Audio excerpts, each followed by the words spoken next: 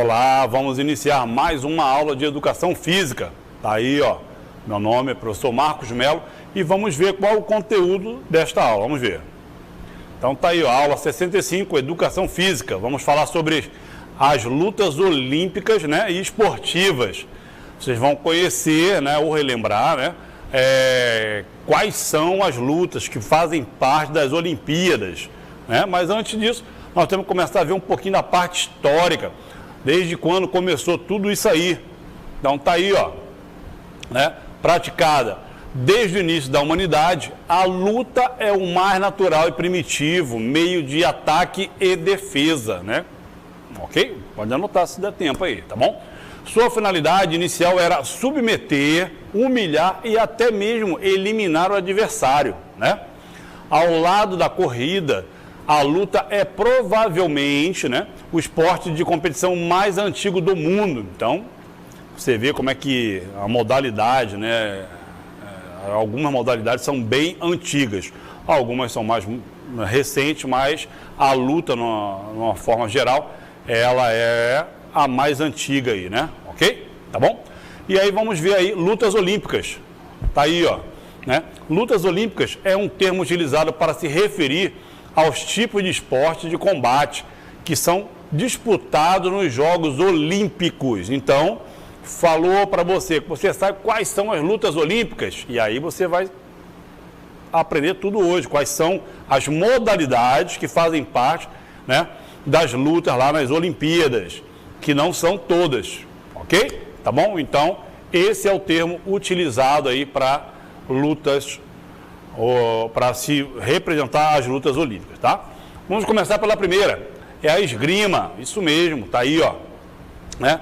A esgrima é um esporte de combate em que os competidores, né, os esgrimistas, utilizam armas brancas, né, que são o florete, o sabre e a espada, para atacar e defender.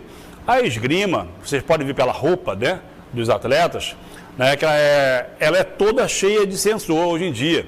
Antigamente tinha essa dificuldade para saber como é que o juiz sabe que a ponta da espada, né, ou do florete, ou do sabre, tocou no adversário, porque você não tem a intenção de perfurar, até porque essa roupa é protetora, né? Mas como que ele viu uma coisa tão rápida assim? Então, hoje as roupas, né, são todas cheias de sensores, encostou levemente em alguma região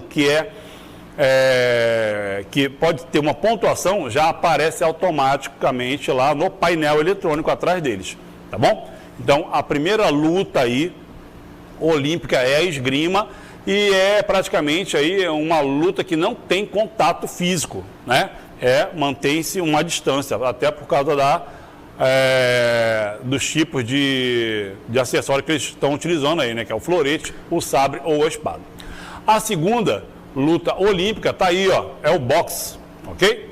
Boxe também conhecido como pugilismo, esporte aí, ó, de prática individual, em que dois boxeadores pareados, como vocês estão vendo na imagem, né?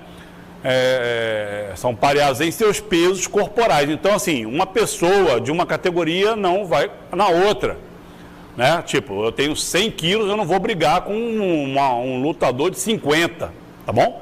Então, tem que ser pareado, existe uma faixa, né? Digamos, de 90 a 95 quilos. Aí, se você estiver nesse range, você pode, né? Pode ter um oponente com um pouco a mais ou um pouco a menos. Tipo, eu tenho 95, posso brigar aí, ter uma luta, né? Não briga não, uma luta com um adversário de até 90, 99, 97, né? Ou até 100 quilos, não tem problema, mas tem que ser pareado, tá bom? Voltando lá, aí, ó, se enfrentam num ringue de dimensões quadradas. Nessa imagem aí, vocês estão vendo aí o boxe, né? Olímpico. Ah, tá, professor. O boxe ele usa várias proteções que o boxe profissional não utiliza, né?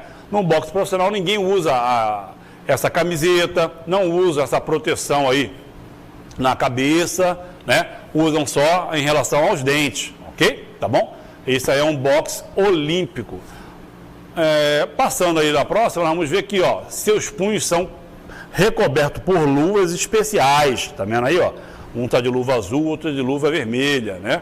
utilizando-se de golpes executados acima da cintura e de acordo com regras pré-estabelecidas. Então, se porventura aconteceu um acidente, ele acertou ou teve intenção de acertar, né, da cintura para baixo, ele começa a perder ponto ou pode ser até mesmo desclassificado. Não pode, tá? Os golpes têm que ser direcionados da cintura para cima, na região do abdômen para cima, ok? Então, a primeira luta foi a esgrima, a segunda luta foi o boxe e vamos ver agora a terceira, tá aí, ó, é o judô, né?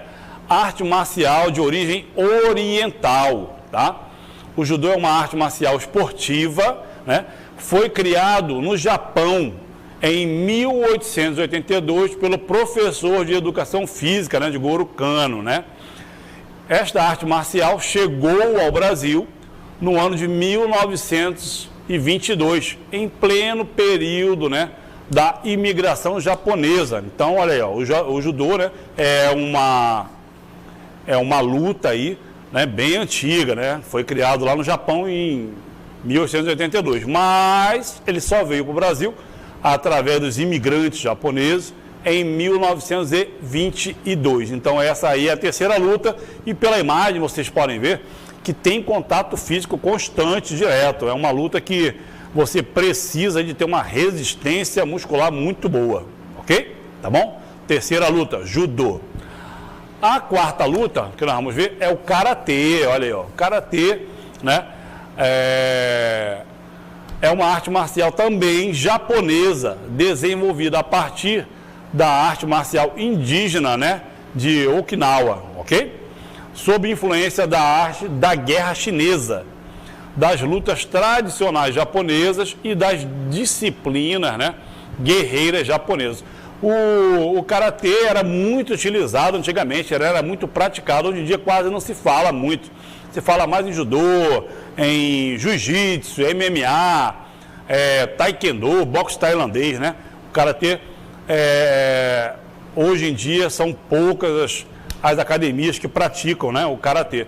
Pelo menos aqui em Manaus eu não conheço muitas academias, mas é uma arte marcial muito interessante, onde tem golpes, tanto com os membros inferiores como os membros superiores.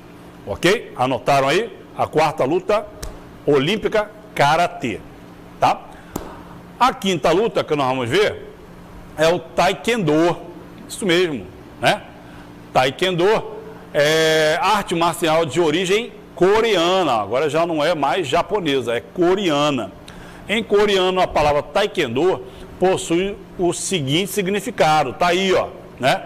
Caminho dos pés e das mãos através da mente, né? Mas, professor, não é um karatê? É parecido, mas não é. Ele tem golpes, né, diferentes, né? É uma arte marcial também muito praticada, utilizada aí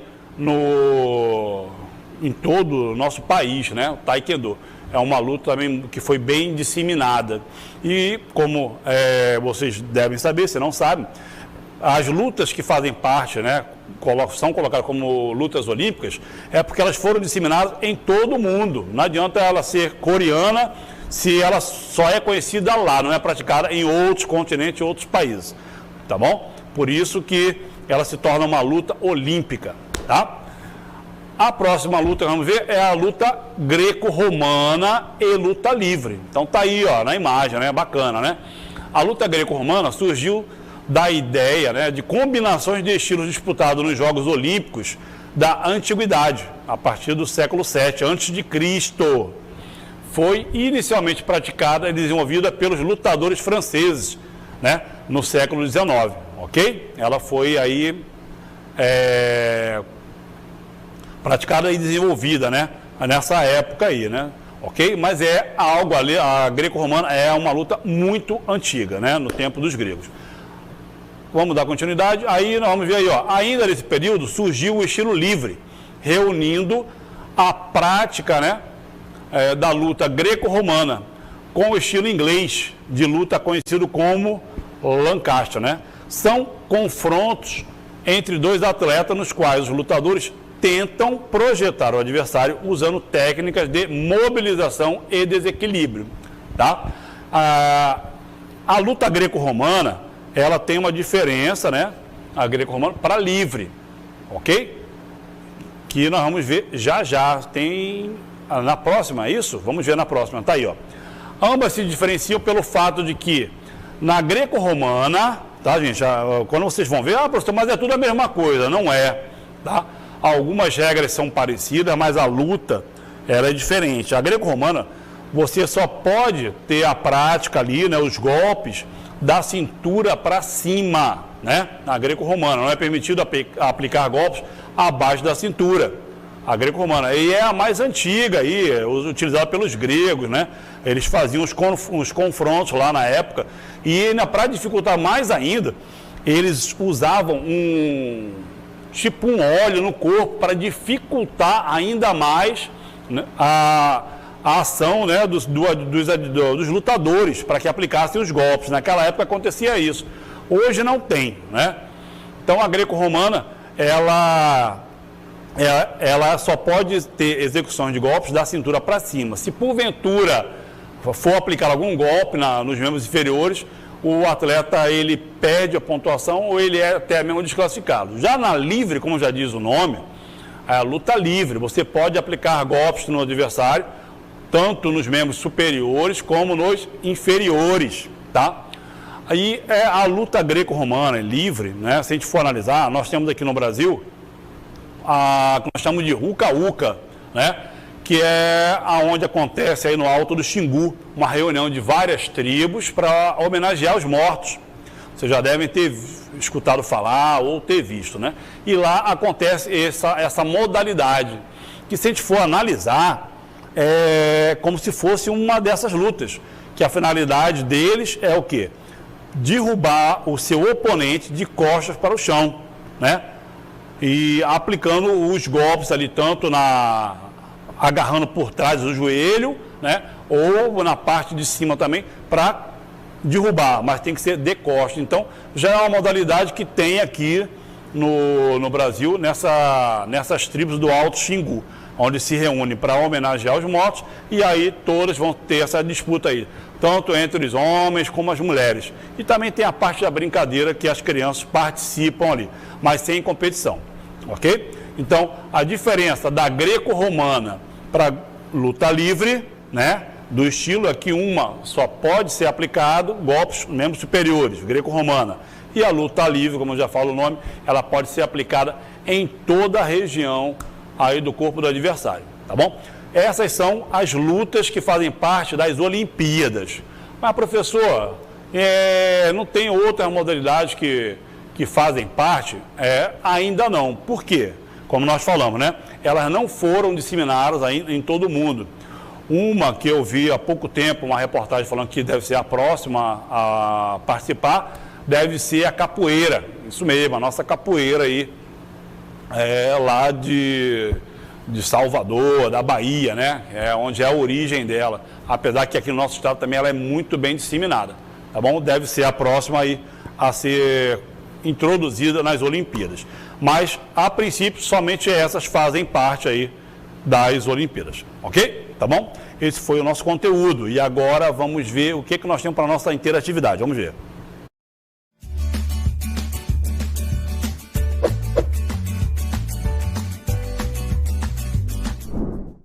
Então tá aí, ó. Alguma das modalidades mostradas na aula é praticada aí em sua comunidade ou bairro, né? Se sim, coloque aí qual é a modalidade que vocês praticam aí mais aí na comunidade de vocês, né? Escolha uma delas, descreva suas características e os benefícios para a saúde. Então, se você tem uma delas, coloque aí e o que vocês acham que esse estilo de luta ou algum estilo de luta pode proporcionar para a nossa saúde, tá bom? A gente volta já já.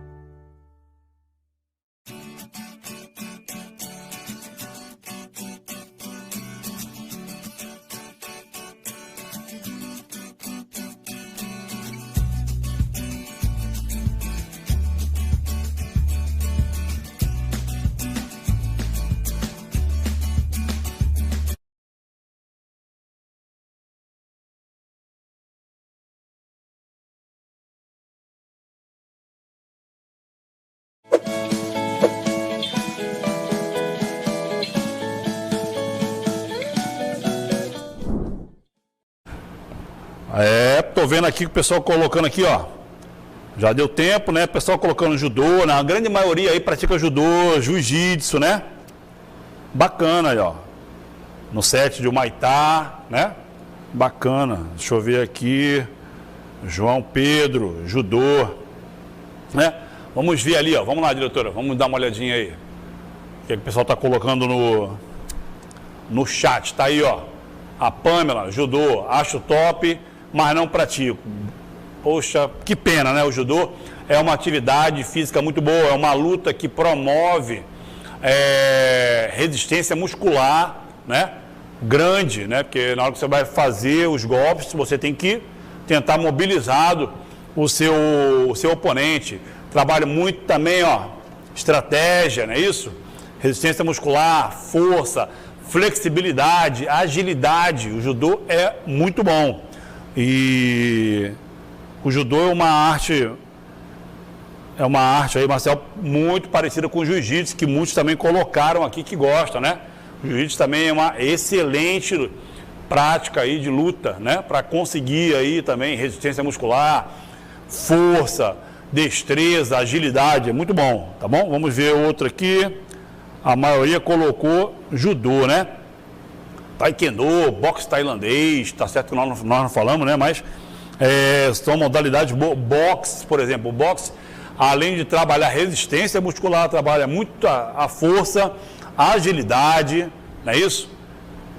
E também trabalha muito o quê? Estratégia. Estratégia, então, é demais, que ele tem que ter em relação ao seu oponente para tentar eliminar, não é isso? Se você já viu naquela sequência lá, né, deve ter 1000 filmes do Rocky Balboa, né, do Sylvester Stallone, ali ele ganha, muitas das vezes, pela estratégia que ele utiliza. A estratégia dele é tirar a força do seu oponente, acabar com a resistência e a força dele, cansar o seu oponente. De que forma? Deixando ele bater bastante. E ele se colocou nessa posição aí de pegar os golpes para, né, tirar isso do seu oponente. E quando ele ficar fraco, aí ele, né, se conservou e consegue eliminar o seu oponente. É muito bacana. Aquilo ali é uma estratégia que é utilizada no filme, né? Claro, no boxe. Que na vida real eu acho que não conseguiria, tá bom? Vamos ver outros comentários aí. Judô também aqui, ó, né? O José Matheus. Vamos ver ali no chat, tá aí, ó. A Isabela, né? Questão 1, judô. Vocês só não colocaram o que eu estava vendo aqui, como eu coloquei para vocês no chat, é colocar os benefícios que, de repente, a luta ou as lutas podem proporcionar, né? Todas elas vão causar vários benefícios para vocês. Até porque quem pratica já sabe disso. Você não já chega lá num tatame, numa academia, né, de lutas, e já vai direto fazer o judô, ou o jiu-jitsu, ou o taekwondo, ou o boxe. Você tem toda uma preparação. O professor lá, ele te coloca para fazer o quê? Alongamentos, já começa a melhorar o quê? A flexibilidade da pessoa, né? Começa também a trabalhar a resistência muscular, coloca vocês para correr, fazer abdominal, ter uma resistência muscular boa, né, nessa região do core, né, que nós temos, né, para poder aguentar passar um tempo naquela modalidade ali de luta. Então, você acaba desenvolvendo algumas capacidades físicas e um condicionamento físico, né, muito bom em todas as modalidades que vocês vierem a escolher. Não é só direto para a luta, ok? Vamos ver aí mais alguma resposta aí no chat. Ali, ó. O Anderson, né, colocou judô. A grande maioria aqui gosta de judô, né? Bacana, isso aí. Mas, então, vamos ver aí no gabarito e o comentário que nós colocamos para vocês, né? Então, nós perguntamos aí, né? Alguma das modalidades mostradas na aula é praticada na sua comunidade ou bairro? A maioria já colocou que é o judô, né? Escolha uma delas e descreva suas características e os benefícios para a saúde. Infelizmente não colocaram os benefícios, né? E aí tá aí, ó, o gabarito, né, é algo subjetivo, né? E o comentário em relação, eu coloquei isso aí, ó. Para resolver esta atividade, você terá que observar na localidade onde você mora quais dessas modalidades são oferecidas. que a grande maioria colocou aí o judô, né? Mas vocês estão vendo aí que nós falamos de algumas lutas, né? Greco-romana, luta livre, esgrima, boxe, taekwondo e karatê, né? E todas elas trazem vários benefícios para a saúde, ok? Então, quem puder praticar alguma modalidade de luta, né? Já que não eu não gosto muito de ir para academia, eu não gosto de ficar fazendo caminhada lá na rua ou lá no parque, eu não gosto de jogar futebol, mas a luta, além de promover uma melhora na sua saúde, nas suas capacidades físicas, também vai ajudar você a se disciplinar de alguma forma, tá bom? Então, esses aí foram os conteúdos da nossa aula de hoje e até a próxima.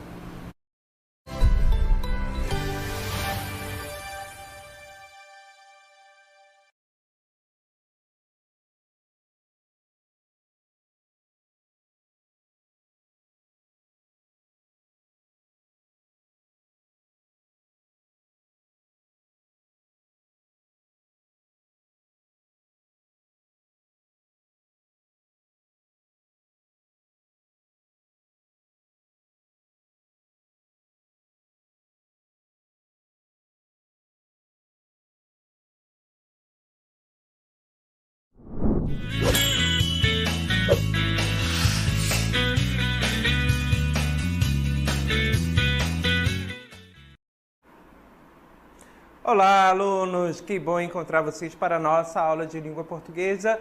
Hoje falando sobre literatura, sobre o período literário, certo? E as produções que foram aí trazidas, que foram construídas durante determinado momento da nossa história, certo? Então, literatura, arte da palavra. Hoje nós vamos falar sobre o pré-modernismo. Então, vamos ver o contexto de produção e também as características desse período. Certo? Então, começo logo afirmando a vocês que o pré-modernismo ele não irá corresponder a um período literário, ou seja, uma escola literária em si. Ele é um momento de transição. Você tem que guardar essa informação, certo? Então, vamos confirmar isso no nosso texto. Observem aí. O modernismo literário, o momento literário, conhecido como pré-modernismo, ocorreu na transição entre os séculos XIX e XX, em especial nas duas primeiras décadas deste último, precedendo o movimento modernista de 1922.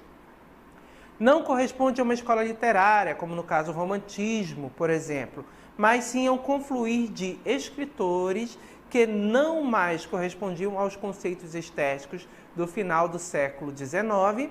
E aí a gente vai lembrar que nesse período tinha o realismo, o naturalismo na prosa e parnasianismo e simbolismo na poesia. Eles já não correspondiam mais ao momento, tempo em que apresentavam alguns processos de inovação estilística ou temática. Os autores e obras desse momento estão no meio do caminho, possuíam traços de tradicionalismo na maneira de escrever, porém, em determinados momentos apresentavam algum tipo de novidade, ou seja, inovação.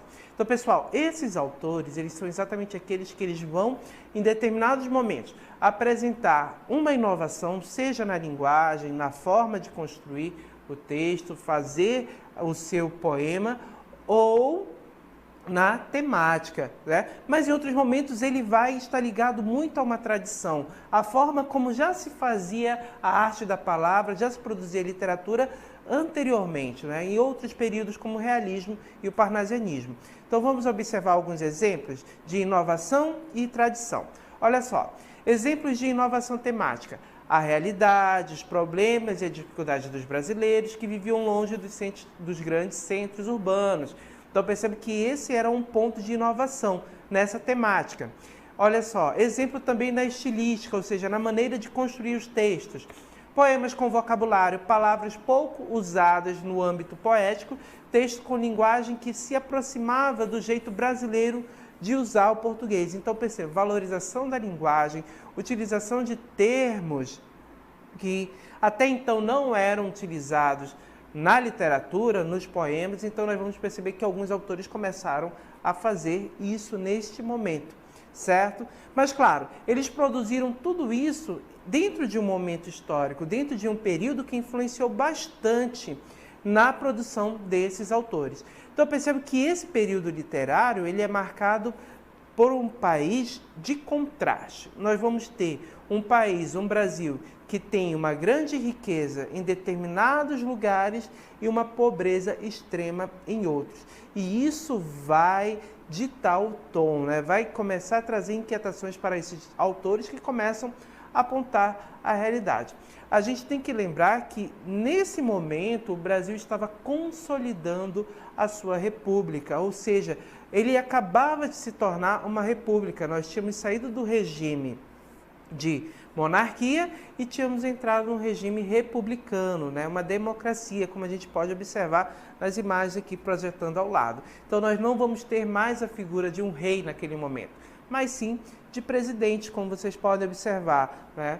Floriano Peixoto, Marechal Deodoro, então, e tantos outros que vão, no caso, passar pela presidência da República e buscar concretizar. Então, percebo que a consolidação da República, né, deste novo momento do regime brasileiro, né, o regime político, ele ocorreu em passos um pouquinho lento, né, logo nesse início, mas ali já no período do modernismo, né, do pré-modernismo, a gente já tem ali uma certa consolidação.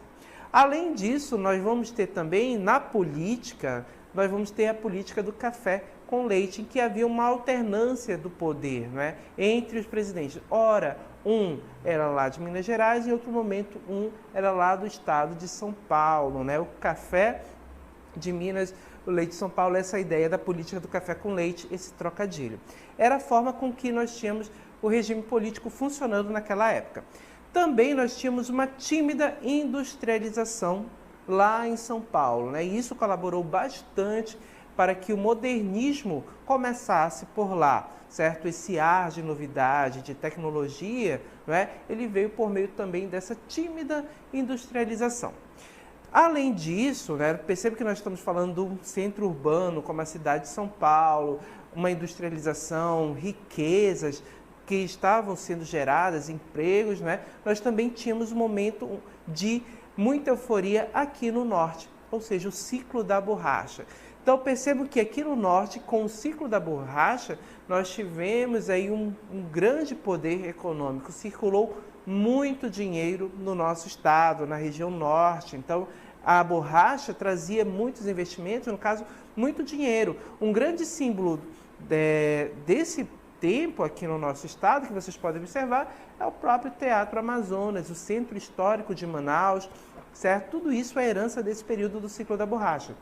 Então, perceba que nós vamos ter um sudeste lá na cidade de São Paulo, rico, um norte, né, aqui no Amazonas, em Manaus, né, o dinheiro circulando, um local onde tinha muita riqueza, mas a gente vai ter também contraste. Perceba que a gente tem um cenário de riqueza, mas também tínhamos um cenário de pobreza. E que cenário era esse? Exatamente na figura dos negros. Percebo que havia pouco tempo em que eles haviam sido libertos, né? Ocorreu a abolição da escravatura, porém essa abolição apenas aconteceu, né? No caso, os negros foram libertos e o que ocorreu? Houve alguma política pública para amparar essas pessoas ou não? Não houve. Percebo que elas foram mandadas embora das fazendas, elas estavam livres, porém ficaram o quê? Sem empregos, elas foram marginalizadas. Então, nesse período, vai começar a surgir ali pela cidade do Rio de Janeiro as favelas, porque os negros, ou seja, eles precisavam de terras, então percebe que eles vão ser levados para a margem da sociedade, né? Ficando em uma situação de extrema pobreza. Então, a gente começa a perceber desigualdades no nosso país. Locais muito ricos, mas também pessoas e lugares em que a pobreza estava reinando. Além disso, nós tivemos as secas no Nordeste, certo? Que também assolou aquela região e causou aí uma tragédia na vida de muitas pessoas nesse período. Então, nesse período aí, nós vamos ter também a saída de muitos nordestinos para o Amazonas, né, para trabalhar na borracha, com a promessa de que iriam mudar de vida, e também vamos ter outros que foram para o sudeste do país para trabalhar nas indústrias lá em São Paulo. Então perceba que nós temos um país desigual nesse período, pessoal. Nós vamos ter um país que em determinados locais, determinado grupo possui uma riqueza muito grande, mas em outros nós vamos ter locais pobres e pessoas pobres e até mesmo vivendo em situações miseráveis. Então nós vamos ter um Brasil desigual. Se hoje nós temos um país desigual, naquela época ele era muito mais, certo? E isso vai se manifestar nas obras literárias dos nossos autores. Um exemplo, Monteiro Lobato vai falar sobre as cidades mortas, né? Que dá título aí ao nosso texto, Cidades Mortas. Observe como ele vai falar sobre a região do Vale do Paraíba. Olha aí.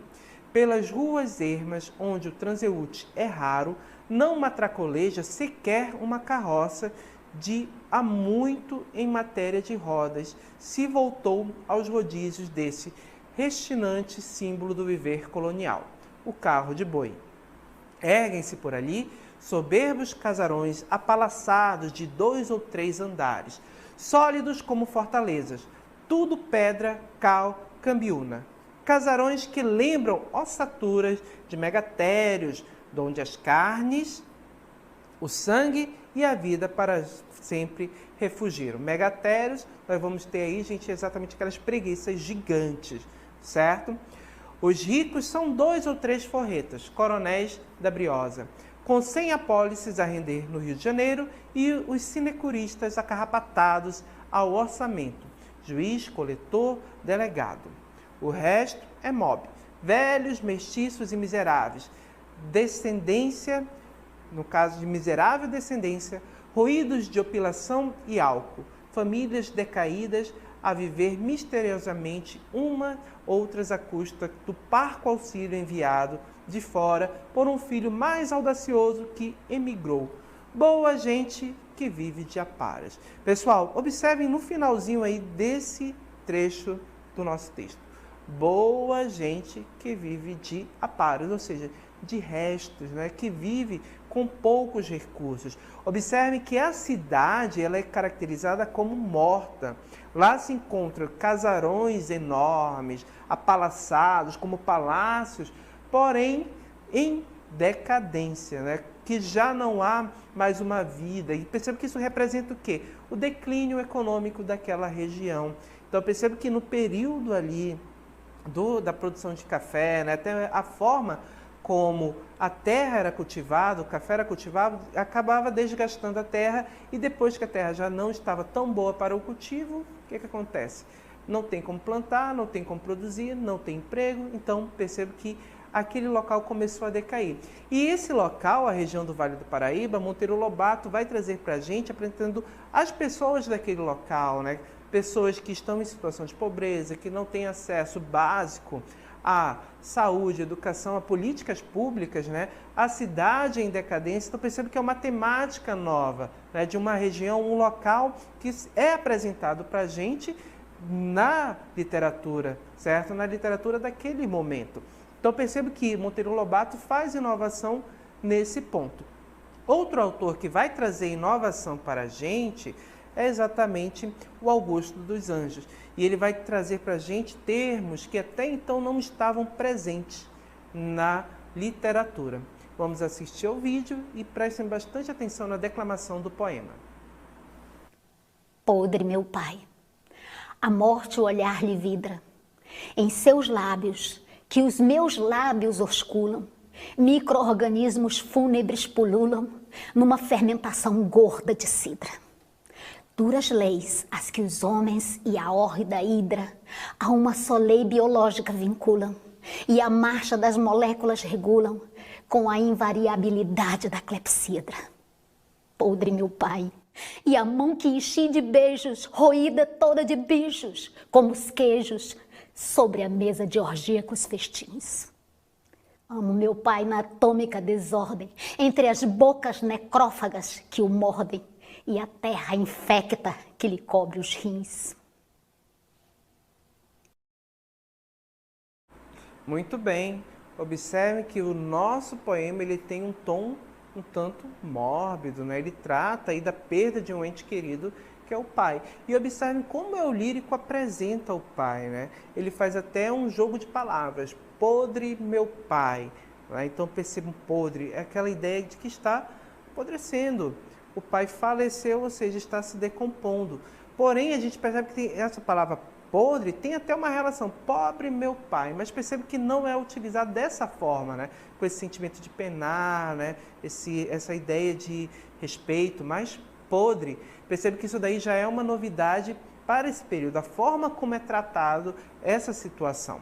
Observem alguns trechos, outros termos e usos da linguagem, olha só, que foram trazidos para o poema. Micro-organismos fúnebres, fermentação, atômica, necrófagas. Então, observe que esses são termos que são considerados até aquele momento antipoético, certo? Que não faziam parte da produção literária, da produção de sonetos, de poemas, naquela época, né? Até então, que nós tínhamos ali o parnasianismo e o simbolismo vigorando. Mas Augusto dos Anjos vem e começa a inserir esses termos, ele começa a inovar por meio da linguagem. Porém, quando a gente observa o poema dele, ele é um poema feito, estruturado na forma clássica, na forma de um soneto, que era a preferência dos parnasianos e simbolistas. Então, observe que, apesar dele ter a inovação na linguagem, Augusto dos Anjos estava muito ligado a uma tradição das escolas anteriores. Então, em determinado momento ele inova e em determinado momento ele está ligado à tradição. Então, percebe que não há uma inovação de fato, mas um passo adiante na inovação e um pé ligado lá na tradição. Então, isso que foi o pré-modernismo, exatamente, momentos de inovação, autores inovando, mas ao mesmo tempo ligados a uma tradição, certo?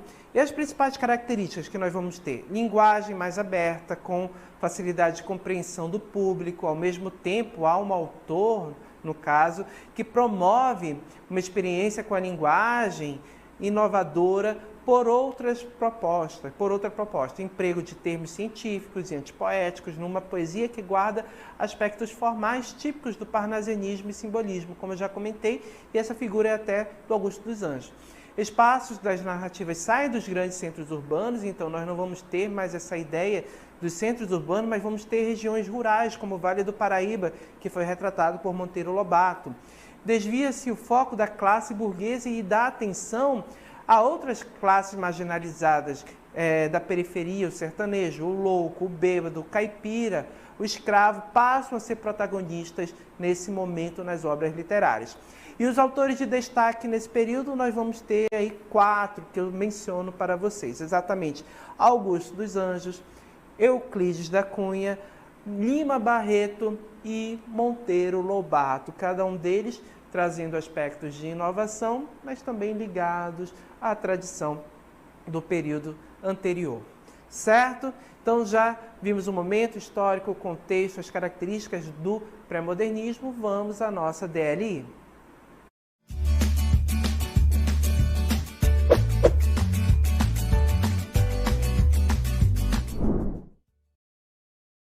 Muito bem, então leiam a questão e respondam a alternativa. 5 alternativas, apenas uma é a correta, certo? Bom exercício a todos e até daqui a pouco.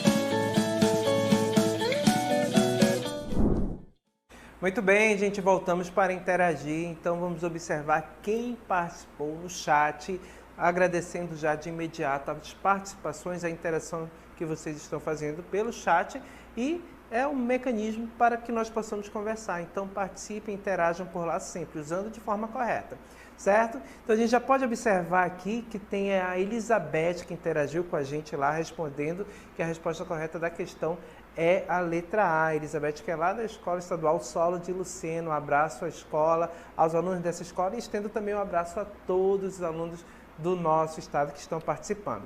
Quem está interagindo também é a Rita, está respondendo que a questão, no caso de número 1, a resposta correta é a letra A. A Rita é lá da Escola Estadual Frei Mário Mocasselli. Agradeço a participação da turma, dos alunos lá da escola, que estão aqui interagindo com a gente também, da Rita. A Luciene respondeu que a resposta correta é a letra A, lá da Escola Isaías Vasconcelos, lá do Iranduba, aqui pertinho. Que bom encontrar vocês e interagir nesse momento. E, gente, lembrando que o chat deve ser utilizado para apresentar as respostas, para tirar dúvidas. Caso você tenha alguma dúvida, você pode enviar essa dúvida lá. Nós temos professores de plantão que podem auxiliar você e ajudar. E eu também posso responder no momento aqui da interatividade, certo? A Geiciane também interagiu, respondendo que a resposta correta é a letra A. Ela é lá do 7 de Humaitá. Olha que bacana. Então temos nossos alunos tanto da capital quanto do interior interagindo com a gente. Parabéns a todos que estão interagindo, que estão estudando, que estão perseverando nos seus estudos, certo? Vamos à questão? Então vamos corrigir. Observando aí que nós temos um texto de Monteiro Lobato. E para responder a questão, temos que ler esse texto. É um fragmento do conto Negrinha, certo, gente? É um conto muito bonito que eu recomendo a leitura. E prepare o lenço, porque é um conto forte, a história da Negrinha. Negrinha era uma pobre órfã de 7 anos. Preta? Não. Fusca, mulatinha escura de cabelos russos e olhos assustados. Nascera na senzala de mãe escrava e seus primeiros anos vivera-os pelos cantos escuros da cozinha, sobre velha esteira e trapos imundos. Sempre escondida, que a patroa não gostava de crianças, e tudo se esvaiu em trevas. Depois, vala comum. A terra papou com indiferença aquela carnezinha de terceira, uma miséria, 30 quilos mal pesados. E de Negrinha ficaram no mundo apenas 2 impressões. Uma cômica, na memória das meninas ricas. Lembra-te daquela bobinha da titia que nunca vira boneca? Outra de saudade, no nós dos dedos de Dona Inácia. Como era boa para um cocre.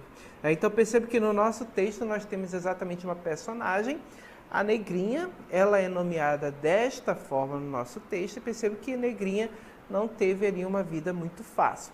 Ela nasceu e teve que viver pelos cantos, a escondida da patroa, porque a patroa não gostava de crianças, a Dona Inácia.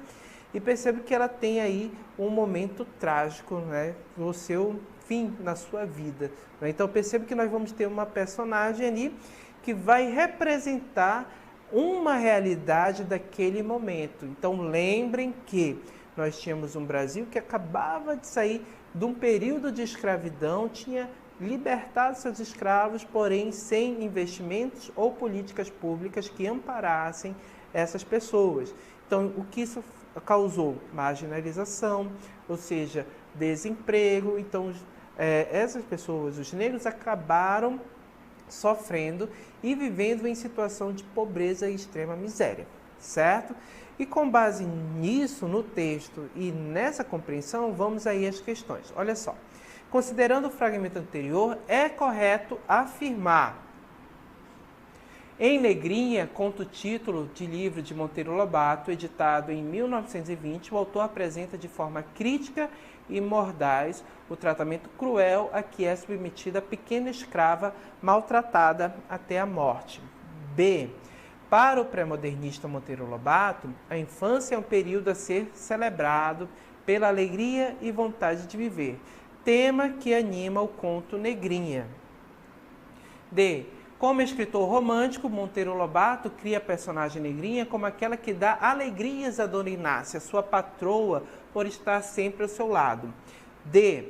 Negrinha é uma das personagens mais marcantes da literatura infantil de Monteiro Lobato, o autor que inaugurou o gênero no Brasil. E letra E. No conto Negrinha, Monteiro Lobato relembra uma pequena companheira de infância, vizinha das terras de seu avô.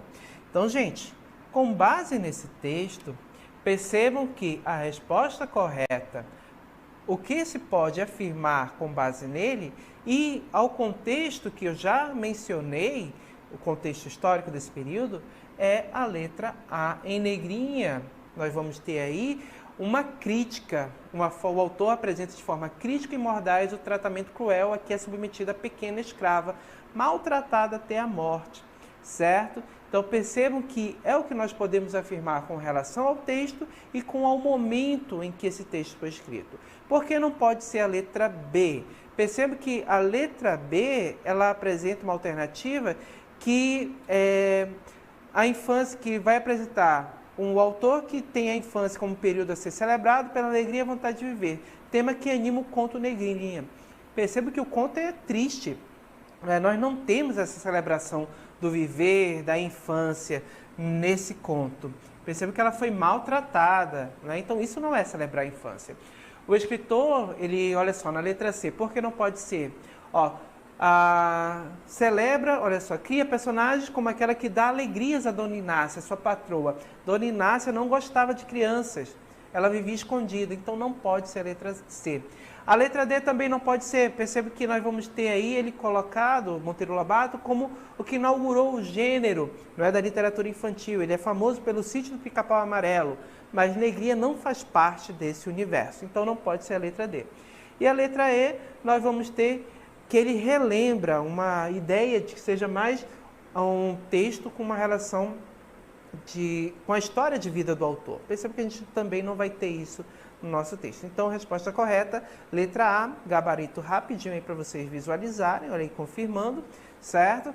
Agradeço a participação de todos e aguardo encontrar vocês em uma próxima oportunidade, tá bom, gente? Até lá, tchau!